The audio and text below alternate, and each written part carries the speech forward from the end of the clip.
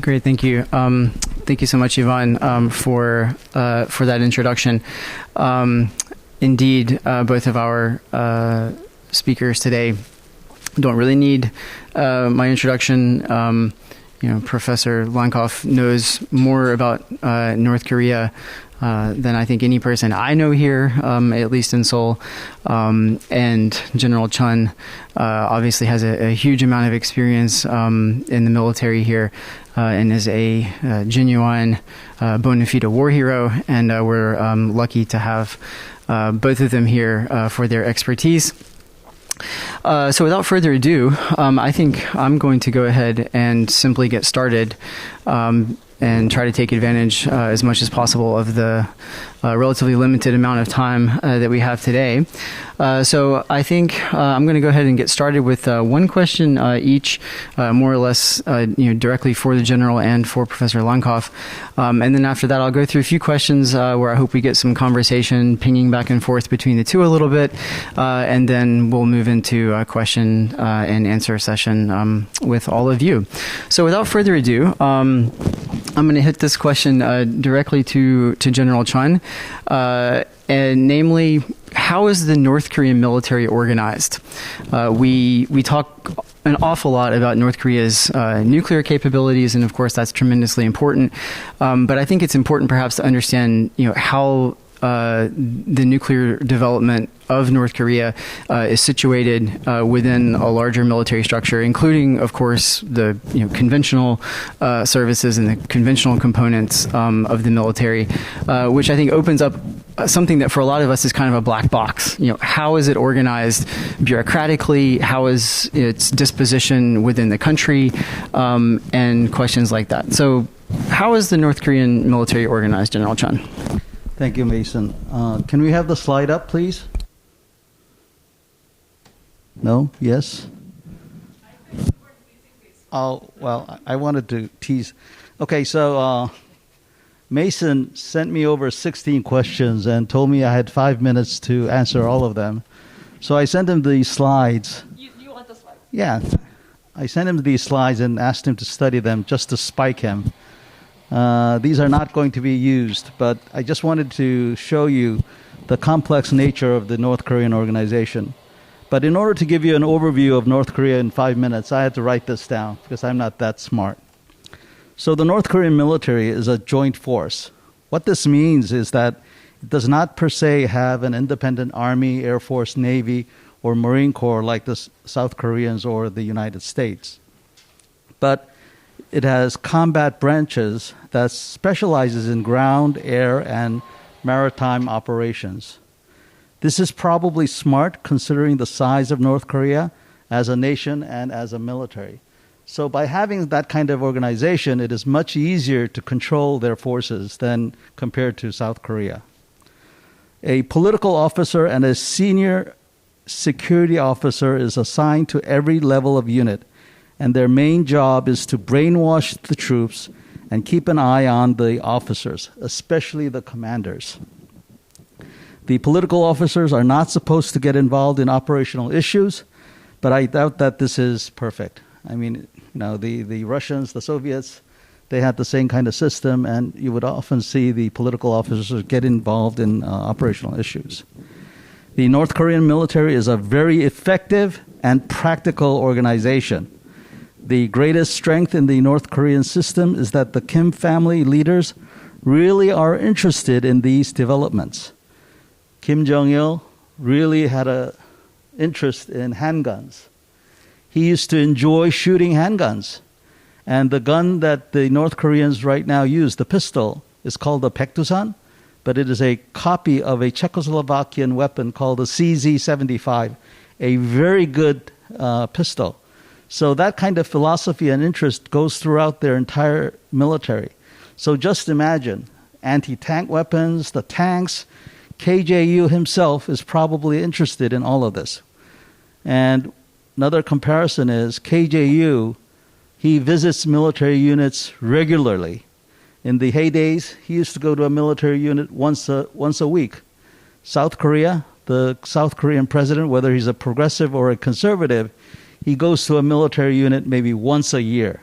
So the level of interest must be, it can't be the same. The KJU also frequently visits military units presenting gold or silver-plated AK rifles and binoculars. This symbolizes that he is telling his troops to look for your enemy and shoot straight. A North Korean citizen is conscripted but goes through a process that looks like they are volunteering. So a North Korean male volunteers for 10 years and females for 7 years. The North Koreans do not have the real-time intel capabilities that the rok-us alliance has, but are willing to rely on human intelligence to gather information and conduct strikes. Basically, these are suicide squads that will attack our command and control as well as artillery units. So they are not shy about sending their soldiers into battle to disrupt our lines of communication, our ability to shoot and sacrifice their troops, which is something that we South Koreans are not able to do anymore.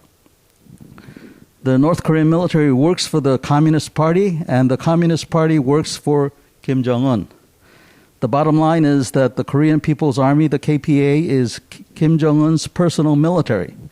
The main players in the North Korean military are the regular army, special forces, paramilitary, security forces, police, and personal bodyguard units with the best equipment. So the KJU's personal bodyguard units has their latest tanks, latest weaponry, and so forth. In order to have a successful coup, you must have at least 2 or more of the above-mentioned organizations to cooperate, and in their system, that is impossible. So a coup is highly unlikely. No one really knows how much North Korea spends on its military, but it must be at least 30% of their GDP, or even as high as 50% of their GDP. The KPA provides a great deal of manual labor, and its cyber team can obtain foreign currency to fund its activities. North Korean society is maintained on fear, terror, cruelty, sadism, and most of all, corruption. The North Koreans are so miserable that a lot of them think that it would be better to be dead than alive. And if you don't think this is a problem, you should think again. So, did I make my 5 minutes? Hope so. You did. And I look forward to your question. You did. You hit your 5 minutes more or less perfectly, and you broached a number of topics that I want to come back to. So we've gotten a look at the organization of the North Korean military, its disposition strategically within the country on the first slide.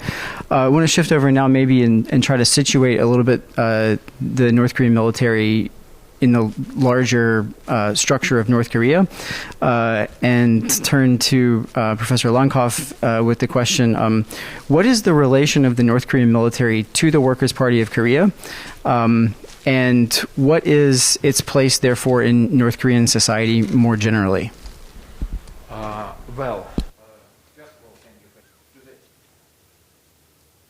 Yes, it's better now, sorry. Especially with this mask. Anyway, I was sort of muzzled.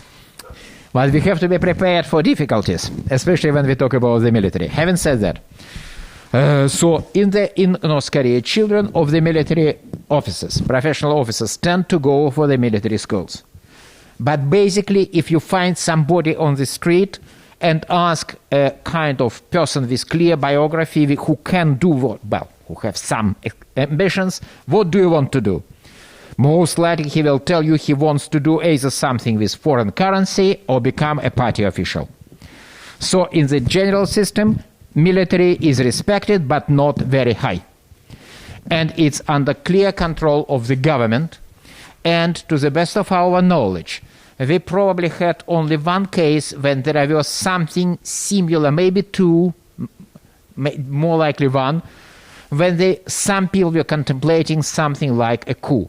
Even when there were some disturbances, they were largely political. They were largely initiated by the top political civilian heavyweights.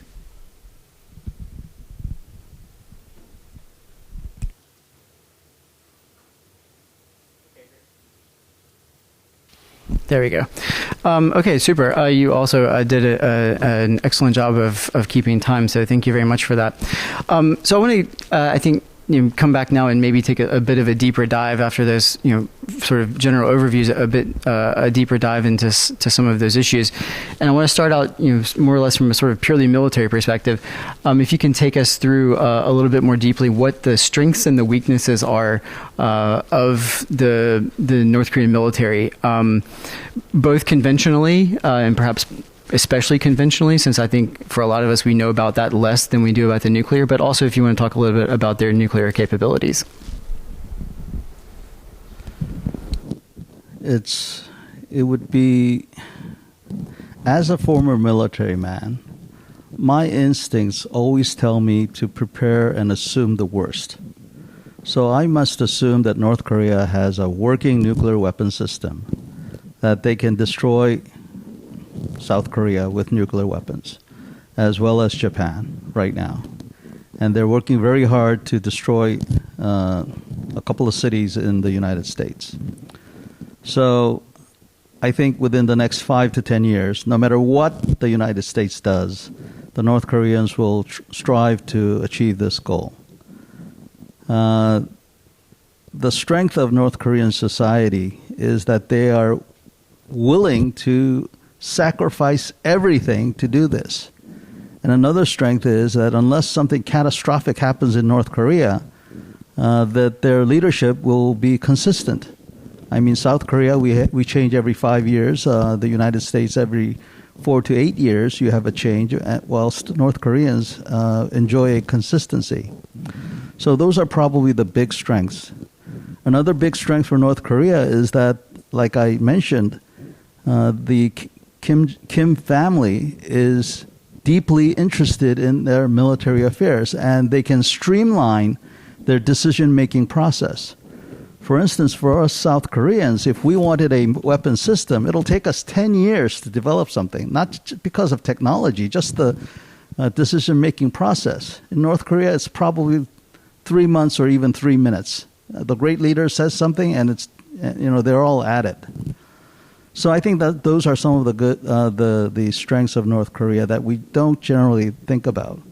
And another thing that comes to mind is that these North Koreans are good at it. We South Koreans make great cell phones. The North Koreans are able to make good missiles and weapons. I mean, if you look at all of their conventional weapons that they have some pretty good stuff, and it's really astonishing. The weakness of North Korea is that, to a degree, at the tactical level, they're pretty much you can pretty much guess what their tactics will be. It's Soviet type doctrine that they will follow, and so they have a set of tactics that they use. Another weakness is that once I suspect that when they are successful in their initial attack phase in a conventional war, which is sometimes overlooked because we don't think that North Korea will have the ability to start another war like in 1950. But if they did, they will probably be surprised at their own success. And I think that's another weakness that North Korea has. Finally, it's even difficult for me to understand how such a corrupt system that exists in North Korea can maintain itself. It's just mind-boggling. But somehow they're able to do that, and that curiosity and confusion now turns into it really scares me that they are able to do this. So those are my initial answers. Well, I'm not going to let you put your microphone away quite yet. I'm going to come back to you right away with another question, and maybe get a little bit deeper, if you don't mind, into North Korea's materiel. I'll be honest with you, I'm a bit surprised that you were as laudatory about the technology that they have as you were. I mean, at least I feel like in many cases, what we hear in the U.S. or in Europe is that North Korea's military capabilities, the technological side of things is outdated, if not in some cases even decrepit, and yet you're arguing that or claiming that they actually have fairly well functioning and fairly highly functioning capabilities. Can you talk a little bit more about that? Like where are we going wrong in our discussion of, especially of their conventional capabilities? If you haven't already seen this semi-documentary, there's a documentary called The Mole. It was broadcast on BBC. The documentary is about how the North Koreans were duped into thinking that they were going to be financed to open up a weapons factory in Africa. And the movie, the documentary shows the North Koreans giving a list to these people of what they can make. If you stop the documentary at that phase, you will see that they're actually selling Cornet missiles. The designation is 9M something. Cornet is an anti-tank missile that can destroy all tanks that the world has right now. So if the North Koreans are able to make these and are able to sell these, which is probably what they can do, they can destroy every South Korean tank that we have right now. So that's how good the system is. But it's not just this kind of weapon system. The North Koreans, like I said, have been very practical. Most of you have heard of the RPG grenade launcher. The North Koreans have a wide variety of warheads for these missiles. So when they see a success, they make sure that that success lasts. So the wide variety of warheads for the RPG system, for example, provides you with the ability to have a very, very effective weapon in, of all things, urban warfare. In places like Seoul, that kind of weapon system is invaluable. You might be surprised, but the South Korean military has nothing like that. At the squad, platoon, company level, South Koreans are outgunned by the North Koreans. It's amazing. So we have aircraft that can shoot, that will probably destroy the North Korean military within a week. Our Navy is far more capable of doing its mission to defend the shores of Korea. But on the land side, we have a big problem.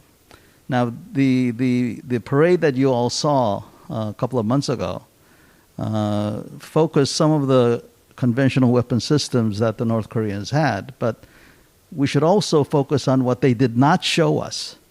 So until a couple of years back, they used to parade unmanned vehicles, but they didn't have any right now. I just read an article this morning that Iran came up with a new UAV with a range of 3,000 kilometers or something. I would bet you that a lot of that technology came from North Korea, or that technology is now present in North Korea. And so that kind of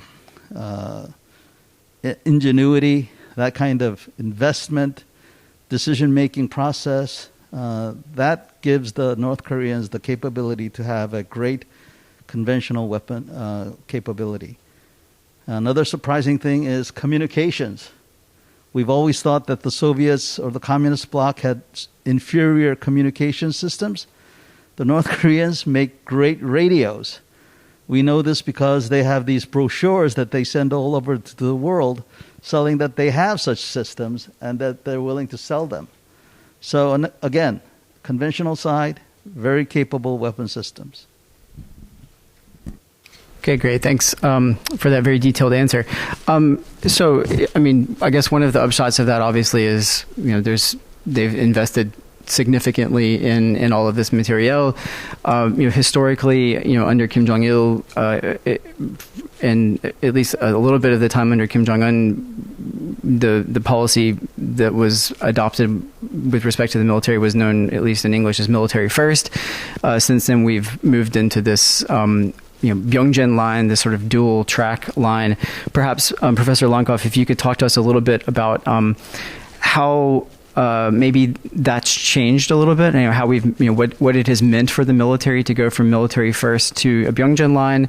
If I can put the question perhaps differently, how much of the country's economic resources and attention are taken up by the military, or if I could put it even more differently, and you can answer these however you want. How is the North Korean military affected by the social and economic realities of the country? So poor infrastructure, inconsistent energy supply, insufficient food, and those sorts of disadvantages. This, I would not make much of the change of their kind of gradual, the change from military first policy to the dual track policy, from Songun to Pyongyang.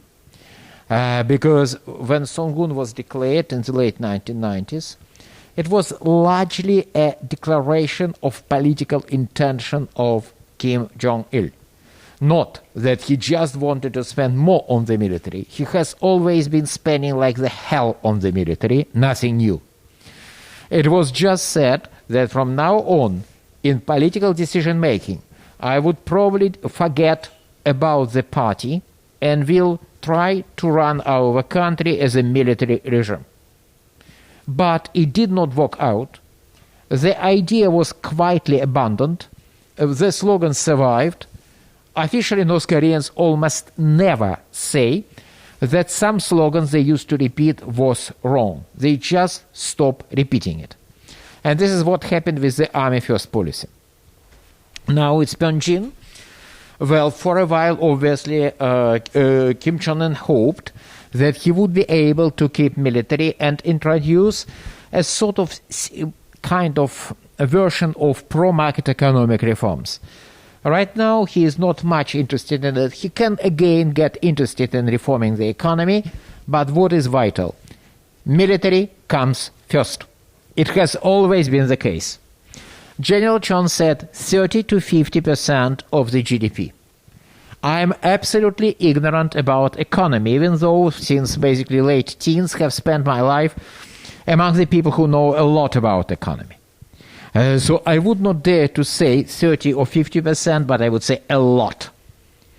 Basically North Koreans for last half a century at least have been spending on the military as much as normally a country in the state of major war is spending. And it's not going to change. Because we are so used to the idea that popular support for a particular government depends on its ability to deliver higher living standards. In North Korea, it's not exactly the case. It also matters a bit.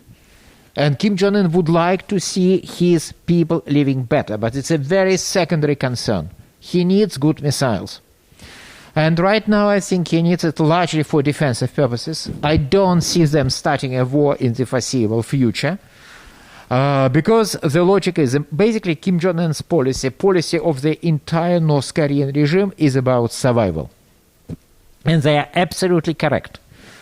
When they see the outside world as a source of threat, they saw what happened in Iraq, they saw what happened in Afghanistan, they saw what happened in Libya, they saw what happened in Ukraine. All these countries have taught them a lesson, which is basically foreigners can invade you if you don't have nuclear weapons. Look at Iraq or Afghanistan, Americans, but could be, of course they worry about Americans above all, but they worry about the entire world.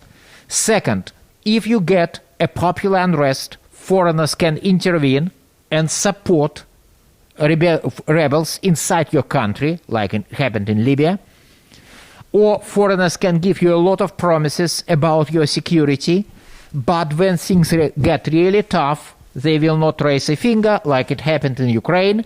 So, well, the basic logic is quite simple.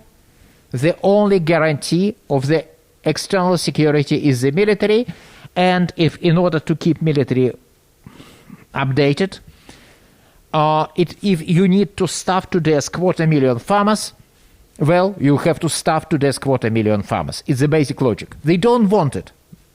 When they can avoid starving farmers to death, they do avoid it. But when the choice is between a new ICBM and 250,000 dead farmers, they choose new ICBM. Basics. Yeah, talking about the military, well, no matter what, it will be relatively well supported. They probably can save some money on conventional weapons. Maybe General Chun would not agree with me. I don't know. I'm just suggesting. They will never economize on the missiles, nuclear, and strategic forces. It's what I would expect. And they sort of expect the military to pay for itself partially, and they are surprisingly good in running a great deal of foreign trade companies under the umbrella of the military, but it's quite secondary. But on balance, military is a huge and very hungry creature, which is eating an unusually high part of their budget, and it's not going to stop. Let's be honest, it's going to last for a very long time.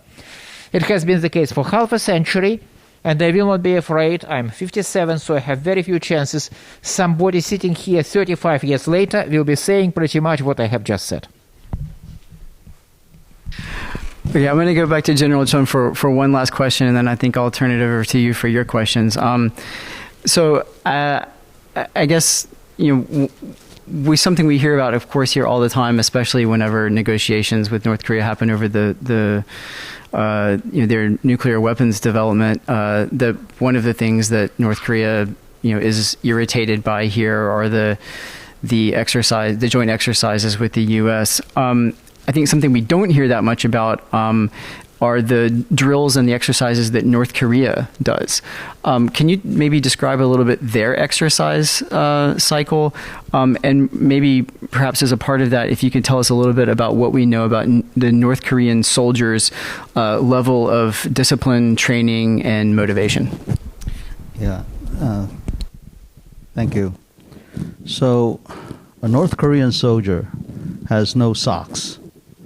So remember the Soviets, they used to have these cloths that they wrap on their feet? That's what they have. A North Korean soldier has only one uniform. I couldn't believe it when I was told that. How can somebody have just one uniform? How do they wash their uniform? They wash it and they just wear it and they dry it off. Can you imagine the smell of all that? But so they're sacrificing a lot of those kind of basics to get a good weapon that will kill your opponent. What Kim Jong-un seems to be also doing is that a lot of the North Korean males are physically unfit for combat duty.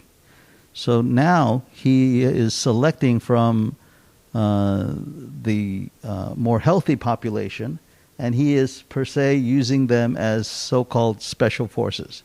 And these special forces are not the concept of the Western concept, but they're more like light infantry units. So we believe he has about 200,000 healthy soldiers that can be used to spearhead any kind of land operation. Going back to Mason's question, which was what? So I think you kind of answered the part about soldier discipline and training, but also if you could describe a little bit North Korea's exercise cycle. Oh, okay.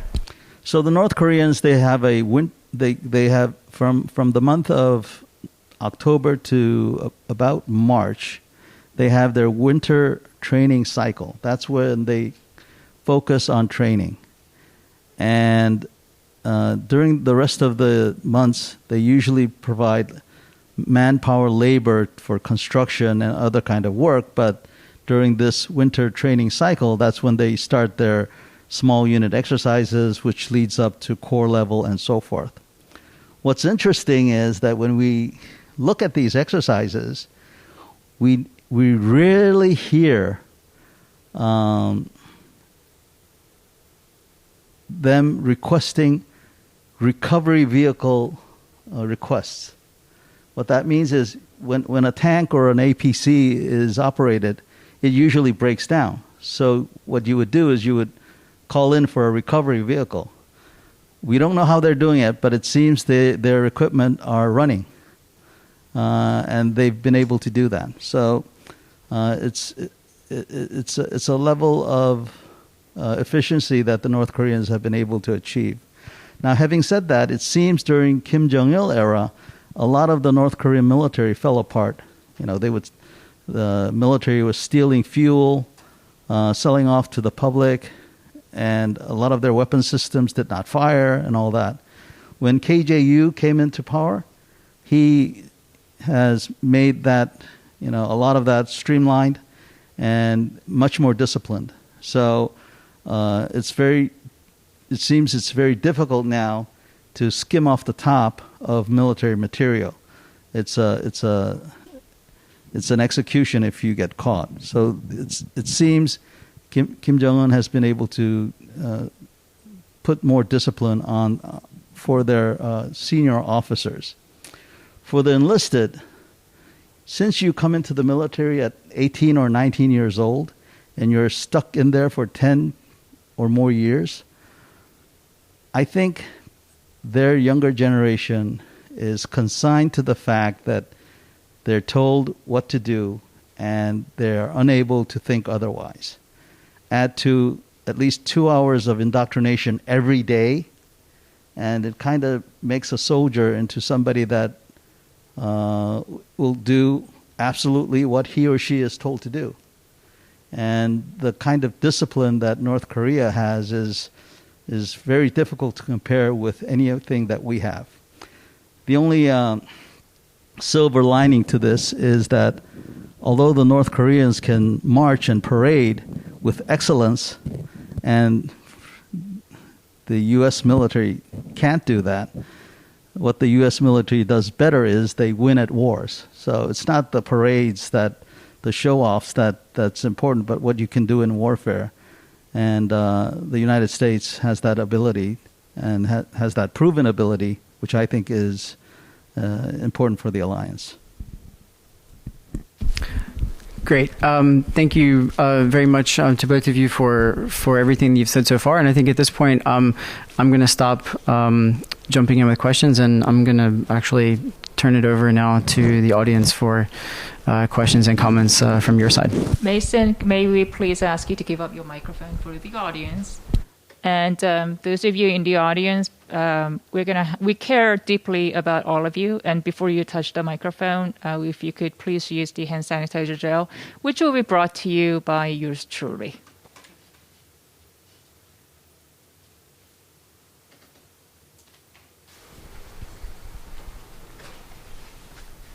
I shall stand to receive the anointment. Thanks very much. Hello, I'm Simon Smith. I'm the British ambassador. It's nice to see you both again. And as ever, it's never dull to hear what you have to say about North Korea. My question is a little bit continuing this theme about the role of conscripts in the North Korean army. Now, I mean, a lot of us come from countries where conscription is way in the past, and there's a sort of assumption that having a lot of conscripts is quite a handicap for an army. I hear a lot of people in the military will say that actually your conscripts, they're not with you for long enough to turn into decent soldiers. Is this a problem for North Korea, or is it simply answered by the fact that actually conscripts spend such a long time in the army that it makes no difference? But as I say, in a lot of places, conscripts and having a lot of conscripts is a real handicap. Is there evidence that's the case in North Korea? And is there any other evidence that there is a difference in the role of sort of regular army personnel and conscripts in North Korea?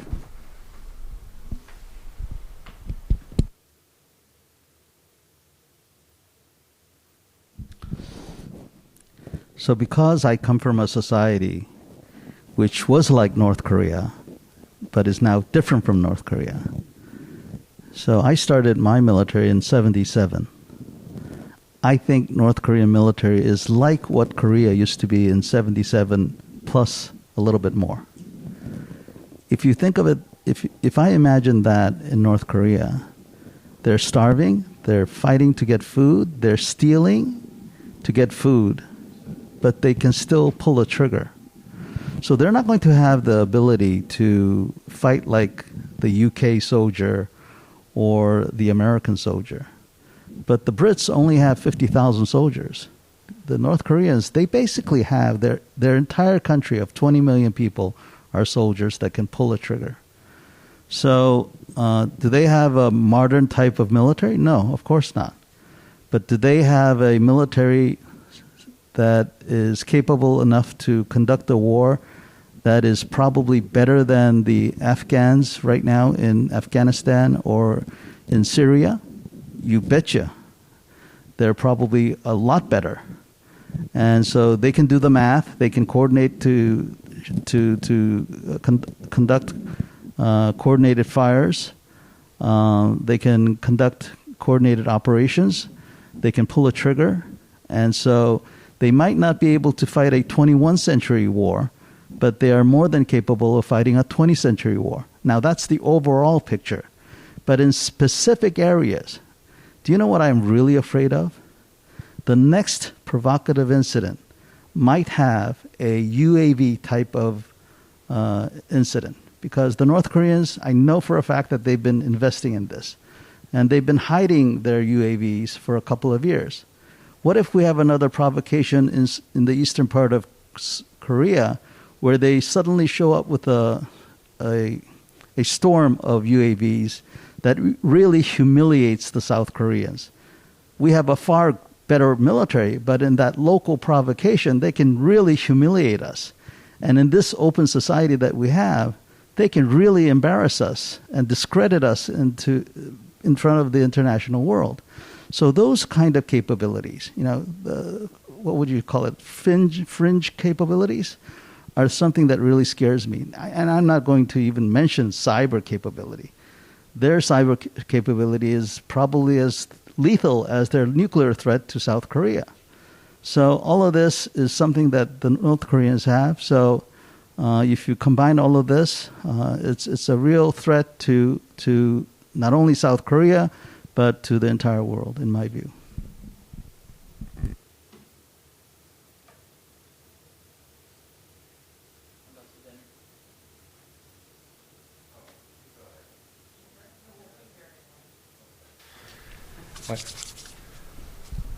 Thank you, gentlemen. It's Michael Danaher, Ambassador of Canada. And I think you partially answered the question, but I just want to know about logistics. And clearly, North Korea has a lot of capability in logistical management, if I can put it that way. But care to comment on how they're preparing themselves, for example, with fuel, with munitions? I think the feeling is that North Korea can certainly fight a war, but how long can the conventional war last?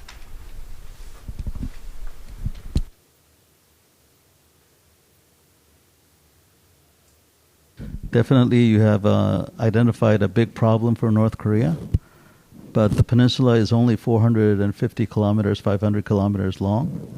So whatever they need for fuel, especially food stuff, I think they'll be able to live off the land like Napoleon did, Napoleon's forces did. Ammunition is probably going to be a problem for them, but even we South Koreans, when we go out on an exercise, we fill our tanks with fuel, and it operates for 1 week of the entire exercise period. So probably the North Koreans' ability to resupply is as good as the South Koreans. And so they're probably going to live off the land for food stuff. But for the ammunition, that's the part that they'll have a challenge with. But their strategy is to try to get down to Busan within 1 week. They know that they can't have a long, prolonged kind of operation. So they will use their conventional forces and their light infantry to disrupt our communications, our supply, and by doing that, they will try to take as much of the Korean Peninsula as possible so that there will be no foreign involvement like in 1950.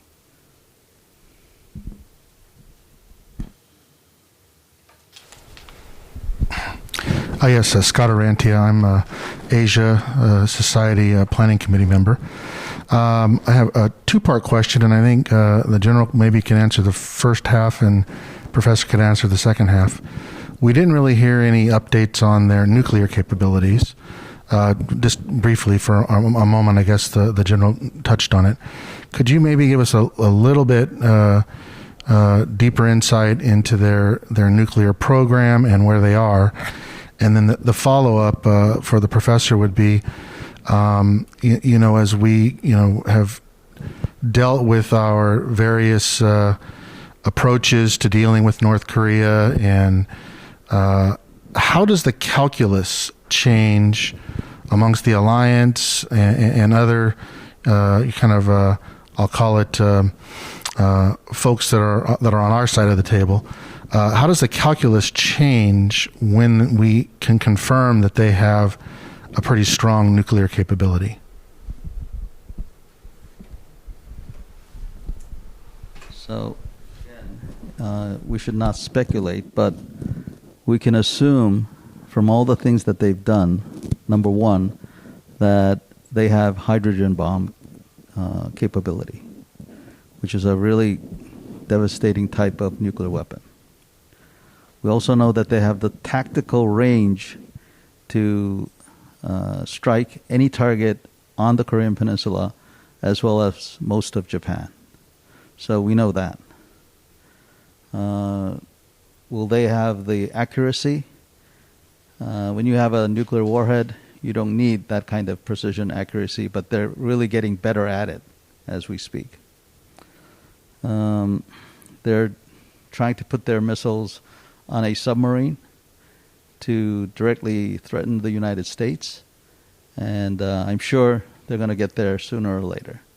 And it would only be prudent for us to assume that they're developing MIRV, multiple reentry vehicle technology, to improve their accuracy, survivability, all of that. So, the more you think about it, the picture becomes grimmer and grimmer. So, the nuclear capability of North Korea is only a matter of time. And I'm just happy that I'm not charged with finding a solution.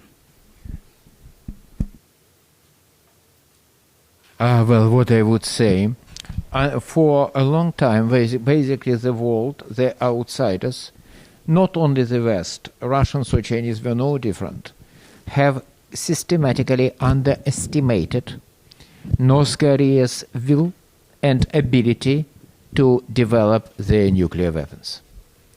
For example, they basically now are in 2017, they tried prototype ICBM, which is probably, I know it's not exactly, probably capable of hitting any place in the continental US. Just a year or two, it was a sort of common assumption that they would reach this point between 2025 and 2030. So they were roughly 10 years out of schedule, as expected. Maybe some people deep in the intel services had different opinions. But civilian and semi-civilian experts saw this, were excessively optimistic. So I'm very pessimistic myself, and I would probably agree with General Chun. He said that they are going to get full-scale ICBM capacity. Yes, maybe they already have it. They are going to weaponize their nuclear system and to have pretty good warheads. Yes, unless they already have done it. How will it influence the general policy? Frankly, in no meaningful way. Because what can the outside world do? We have seen how the outside policy, especially American policy, oscillated between unrealistic hope for basically compromise based on, if you like, bribing North Korea out of the nuclear program, but Americans did it in Libya. They promised Gaddafi a lot of money, sanctions lifted in exchange for denuclearization. He did it and ended up being killed. And don't tell me that it was local forces. Yes, it was local forces, but without the NATO and US intervention in Libyan crisis, he had fairly good chances to suppress the rebellion. And machine gun the anti-government forces. So they are not going to sell their nuclear weapons, and they are not going to basically bow to pressure, because sanctions are normally not very efficient. Right now, by the way, Chinese are quite determined to undermine sanctions, but even if by some miracle sanctions begin to work fully, it will mean just another 500,000 dead farmers. Nuclear war program will not stop. So what I would say, fortunately, I'm also not charged this solution. Have I been charged? I would try to negotiate some kind of freeze, because there is no way back. And personally, I think that, it's increasingly unclear for everybody that they are serious, that they have already arrived, or maybe going to arrive very soon to some point when they will be another nuclear power. Of course, Americans and others will repeat the mantra, we will never accept North Korea as a nuclear power, but you know what? The US Congress cannot revise the laws of nuclear physics or ballistics.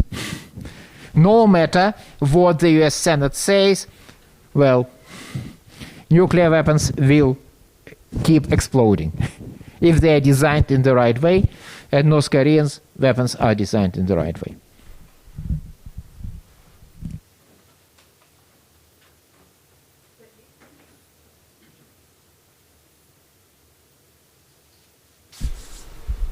Thank you both.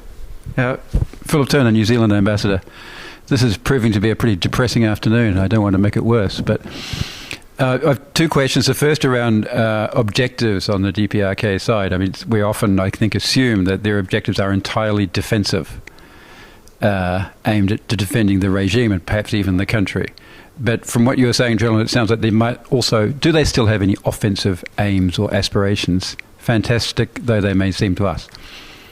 Second question is around deterrence.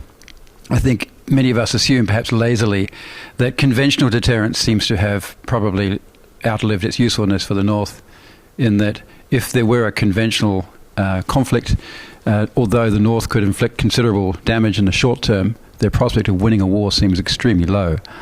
And therefore, that would seem to imply that they have moved to nuclear deterrence, which has been very successful from their point of view in preserving the regime for some time. Is that logic correct, or are we missing or is there much more of a risk, continuing risk, around conventional deterrence and risk than we're appreciating?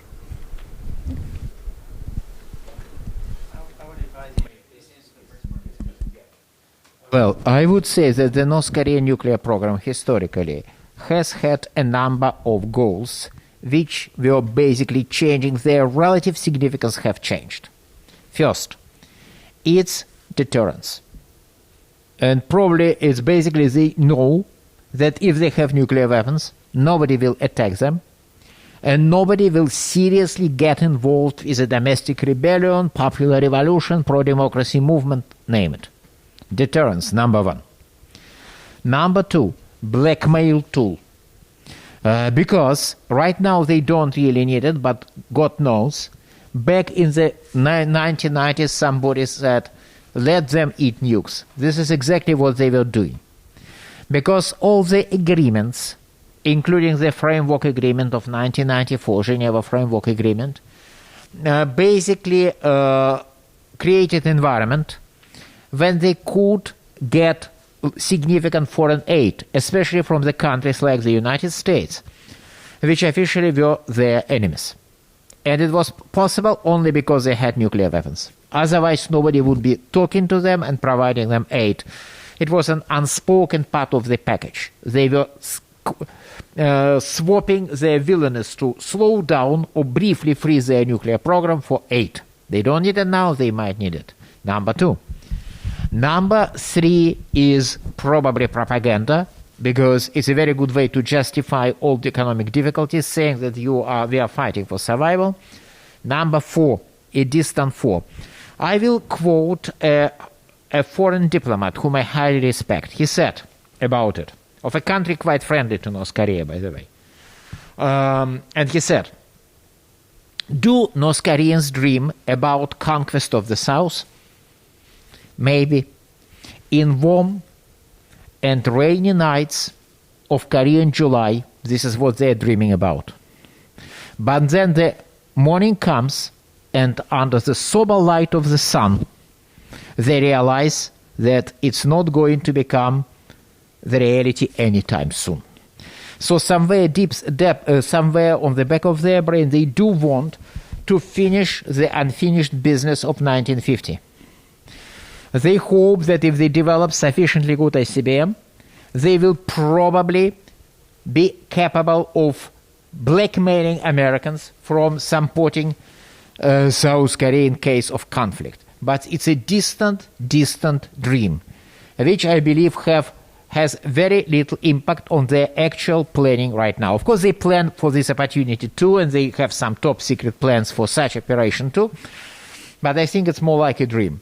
But God knows what will happen in 30 years' time. Right now, I would say deterrence, propaganda, possibility for extracting aid if necessary, and at the very bottom, the great dream of unification.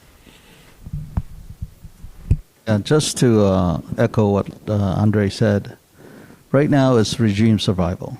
So that's what they need. And I guess you could term it's defensive. But once they've passed this stage, I have no doubt that their ultimate goal is to unify the Korean Peninsula under their terms, which is something that's inhumane in its thinking. I mean, to turn all of this into North Korea would be a shame. Having said that, I just want you all to think about this. I have fantasies these days, and I will not share the fantasies that I had as a young man, but these days I have a fantasy where North Korea becomes a friend of the United States. An ally of the United States is a strong word, but a friend of the United States. Can you all imagine what that would mean? If the North Koreans became a friend of the United States, then a nuclear-armed North Korea does not seem that bad, because they would be a real dagger to the Chinese. Because we all know the North Koreans have no love affair for the Chinese or respect for the Chinese. So that's one thing that we might think of.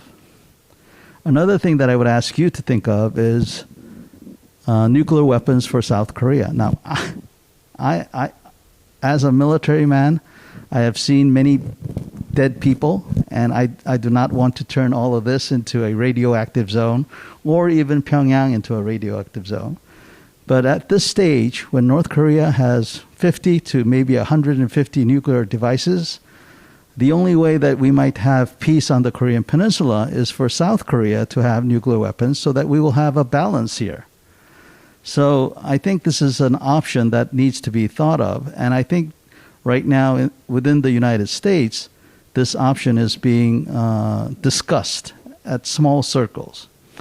I am amazed that my own government, I have no expectations for the Moon government, because they have never advocated for nuclear weapons, but even the opposition, the conservatives, are not looking into this option, which is, I think, derelict.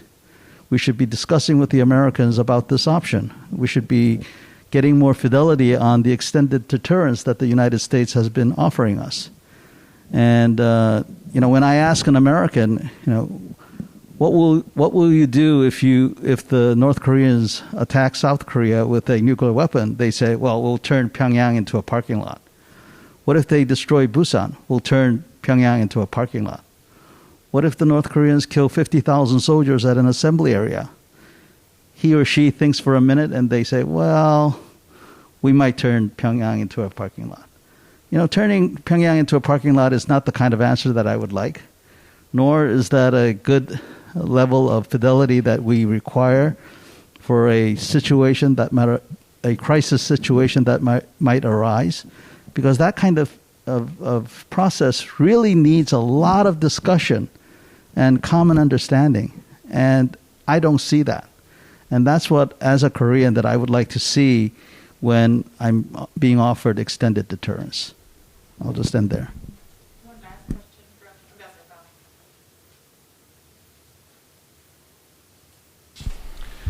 Thank you, Hassan Fahmy, Ambassador of Egypt. I just have two questions. One of them, first, from a very strict military point of view, although I'm not a military man. It doesn't seem to me any sense in any real war happening again on the peninsula, because the potency of the weapons on both sides, there probably will be no more Korean Peninsula after that. I mean, whether from the south or the north engagement. So I don't know, how is your assessment of this, because it seems there is over deterrence in the region already from the capabilities of both sides, whether within the alliance of the south with the US and others, or whether, the nuclear powers and so on, even before the nuclear powers. Just to think that we are 50 kilometers away from the border, I mean, with regular conventional weapons, I mean, it just doesn't make sense for anybody that the war will start. But anyway, going beyond that, the larger regional issue, or the global issue now that you have mentioned, I'm very surprised you mentioned that some people are thinking about the United States of South Korea having it, because of course that would erupt an arms race in the whole region. Then Japan would want it and others would want it, and I'm not sure if China or the US, either one of them would want that. So I would like your reflection of the professor and yourself, especially that there has been discussion now that it seems with the new Cold War evolving, North Korea is becoming like a secondary issue for the United States in particular. I mean, the main issue now is China, and in the indirect way Russia as well. At least it seems like that. So I don't know what are your reflections on that in the new emerging global competition as well between both states.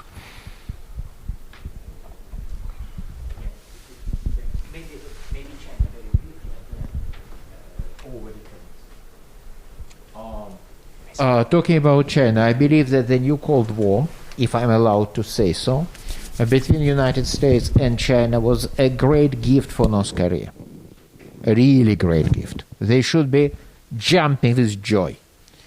Well, they would probably prefer to play to have a lot of players and milk everybody. General Chun has mentioned something the North Koreans think about very seriously, about becoming an American ally against China. This idea has been discussed in Pyongyang for years.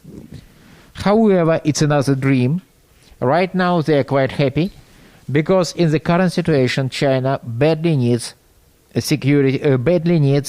a buffer zone next to the Chinese borders. They don't want to have any kind of instability in North Korea. They don't want regime collapse. They don't want a war. They don't want a revolution, and they are willing to provide North Korea with some basic aid. They are not giving to it much. It's essentially welfare check, just to make sure you are not going to starve to death, and maybe pay for some basic heating. But it's how much they are going to give, and they are giving it to North Korea. Because for North Koreans now understand that they can rely on this welfare checks coming from China for the foreseeable future, and it's a sort of relief. They don't want to be dependent on China. They despise China. They are deadly afraid of China. They see China as a possible threat, but they see entire world as a possible threat. And they are happy that it is now, after a few years, completely isolated. When China and United States briefly for about a year acted together against North Korea in 2017, they again back having some kind of great power supporter, some benefactor. For China, it's not going to be much. Yeah. So, Ambassador, you're right. South Korea has 6,000 artillery pieces. The North Koreans have 8,000. We South Koreans have more artillery pieces than the Russian army right now. So, yes, there's a lot of overkill on the Korean Peninsula. If I asked you what are the percentages of a conventional war on the Korean Peninsula today, less than 1%. 1 month, less than 1%. 1 year from now, I can't answer that. So as a former military guy, we would always have to assume that it's at least 50%. And so unless there's a political solution to all of this, militaries are just going to prepare and prepare. And now we have this kind of over-capability. And as you said, over-deterrence. But, how many guns are enough? It's different from every person. And again, I must stress that from all the evidence that I've seen, the North Koreans still want to rule the entire Korean Peninsula as their ultimate goal. So it does not make me happy. I just want to take this opportunity to remind you that just a month ago, a U.S. congressman named, I think, Steve Chabot, he is a congressman from Ohio, and he is the House ranking member of the Foreign Service Subcommittee on Asia and Proliferation. And he said the denuclearization of North Korea needs Chinese support, and China is not interested. Maybe in order to get China's interest and support to denuclearize North Korea, the United States should talk to South Korea and Japan about them having nuclear weapons. That's what he said. So I'm just saying that as a Korean, that South Korean conservatives or people who are concerned like myself should take this opportunity and talk to, people like Congressman Chabot and open this dialogue, because frankly, sir, I would not mind if Japan had nuclear weapons, because North Korea already has nuclear weapons. And Japan has other capabilities pertaining to having that nuclear weapons capability.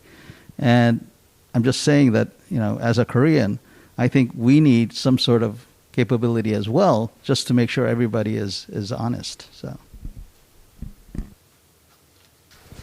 Okay, so I'm going to exercise the famous moderator's prerogative here and just very briefly say two things. The first of which I think is kind of humorous and I guess in some ways kind of positive.